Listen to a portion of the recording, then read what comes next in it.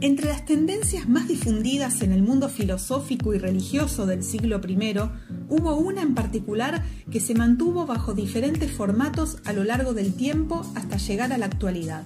Se trata puntualmente del gnosticismo, corriente que será objeto de análisis en el presente video. La corriente que aquí abordaremos tiene un doble matiz. En primera instancia, permeó la cultura intelectual en los primeros siglos de nuestra era, siendo una postura filosófico-existencial, pero además tenía una connotación religiosa, basada en una espiritualidad que mucho tuvo que ver con la cosmovisión del tiempo y el lugar en la cual creció, en donde el sincretismo cultural y religioso estaba a la orden del día. Primeramente, aclararemos el significado de dicho concepto, que proviene del latín gnosticus y del griego gnostikos, palabras cuyas raíces aluden al conocimiento. Su origen proviene del misticismo de Oriente, que tuvo diferentes ropajes a lo largo de la historia, mixturándose con el judaísmo y el cristianismo, pero basándose en una inclinación común, la asociación de la espiritualidad con aquel conocimiento o gnosis. Por esta diversidad y sus sucesivas adaptaciones, no es posible identificar una fecha exacta de su comienzo. Sin embargo, las ideas que proclamaban sus seguidores tienen una referencia visible en el Nuevo Testamento, en las epístolas de varios de sus escritores, como los apóstoles Juan y Pablo. Estos aludieron al gnosticismo sin nombrarlo, pues aún no era una corriente consolidada e identificada por nombre, hecho que empezaría a acaecer a partir del siglo II. El gnosticismo era un movimiento herético en desarrollo, sobre el cual los cristianos del siglo I necesitaban ser advertidos. Uno de los principales teólogos que consideró al gnosticismo como un flagelo conviviente con el cristianismo ha sido Ireneo de León, quien escribiera en el siglo II un tratado conocido bajo el nombre de Contra los herejes. Fue en ese libro que se aplicó por primera vez el término gnosticismo a las creencias que venían divulgándose al menos desde el siglo anterior, aunque otros de los llamados padres de la Iglesia, como Tertuliano, Clemente de Alejandría y Orígenes, también combatieron al gnosticismo en este periodo. Ireneo inicia su texto haciendo un examen general de las doctrinas gnósticas. Algunos, rechazando la verdad, introducen falsos discursos y, como dice el apóstol, prestan más atención a cuestiones acerca de genealogía sin fin que a edificar la casa de Dios por la fe.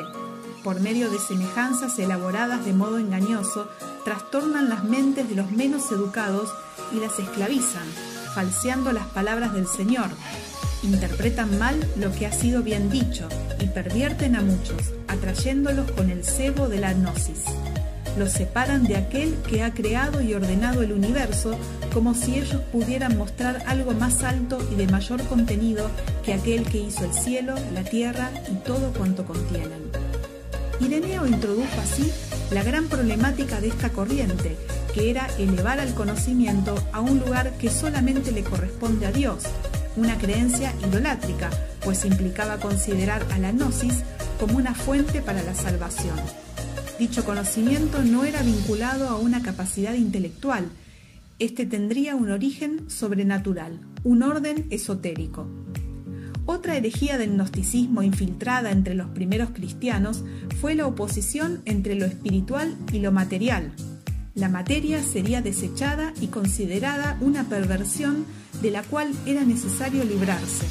Por tal motivo, también se le han inculcado influencias de la filosofía platónica, que sostenía una concepción dualista sobre el alma y el cuerpo, oponiendo al mundo de las ideas con lo material y transitorio. Según las creencias gnósticas, el mundo material fue consecuencia del accionar de seres espirituales y no de Dios, y por tal motivo desechable. El gran problema de esta distinción tajante se encontraba en la consideración de ciertos grupos que no creían en la encarnación de Cristo por relacionar a lo material con el mal. El historiador Justo González resume aquello de la siguiente manera. Algunos decían que su cuerpo era pura apariencia, una especie de fantasma que parecía ser cuerpo físico por medios milagrosos. Otros decían que Jesús sí tenía cuerpo, pero que ese cuerpo estaba hecho de una materia espiritual distinta de nuestros cuerpos. La mayoría negaba el nacimiento de Jesús, pues tal nacimiento le habría colocado bajo el poder de este mundo material. Esto se vincula con otra de las herejías del siglo I, que fue el docetismo, que tomaba este punto como una de sus creencias fundamentales, promoviendo el ascetismo. Esta particularidad lleva a una tercera concepción de la doctrina gnóstica, la negación de la muerte y resurrección de Jesucristo. Si éste no vino en carne, dirían, tampoco podría morir y por lo tanto resucitar. Diferenciaban a Jesús de Cristo como dos entidades disímiles. Decían que Cristo había descendido sobre Jesús, el hombre, en el bautismo, para salir de él en la cruz, siendo Jesús y no Cristo quien sufriera la muerte. Algunas de estas creencias surgieron en el siglo II bajo los idearios de hombres como Valentino, Cerinto y Marción. Sus ideas rondaban en torno a la existencia de eones o emanaciones de Dios, de niveles de espiritualidad que los hombres debían adquirir para escapar de la catástrofe cósmica que habría creado este mundo material, y de la diferencia entre el Dios del Antiguo y el Nuevo Testamento, como dos seres completamente separados. Estas cuestiones no eran plenamente visibles en el siglo I, pero sí se hallaba allí el germen de estas ideas y se empezarían a combatir desde las páginas de las Escrituras.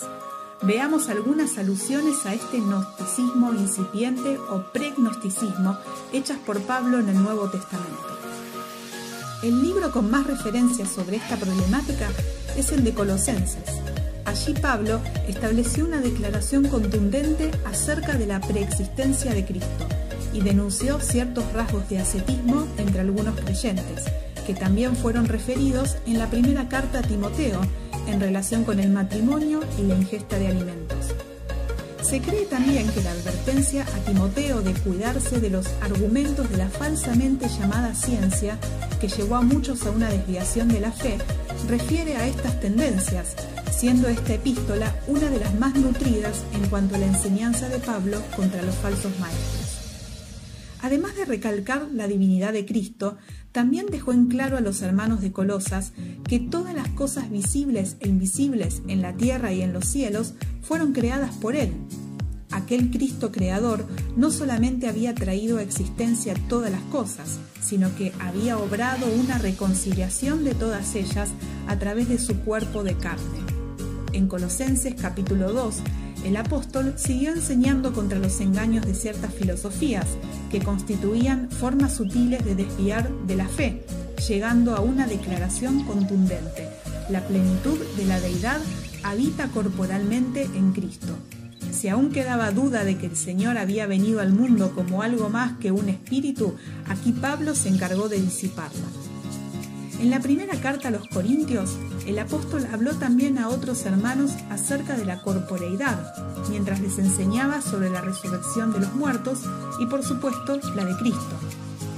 Pablo reconoció esto como un elemento central del cristianismo, no solamente por lo sucedido con el Señor, sino porque también es la promesa que se cierne sobre todos los creyentes.